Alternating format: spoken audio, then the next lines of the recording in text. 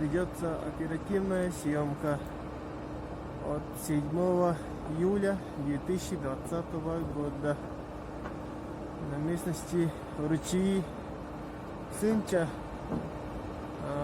где-то 15-20 километров от поселка Аллах-Юнь Усмачского района.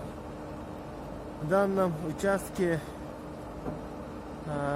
имеется лицензия на поиск и оценку.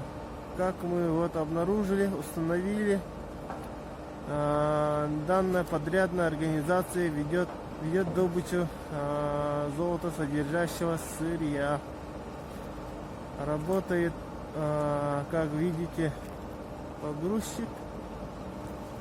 Так, снизу прибор.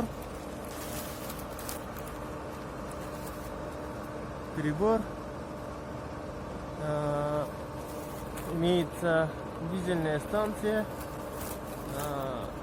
Урал, 2 Урала и домик, где вот и старатели и проживают.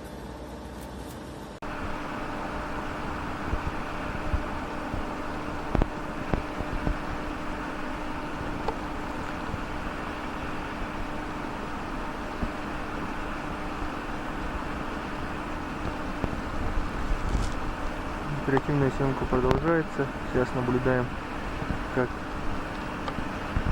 один из работников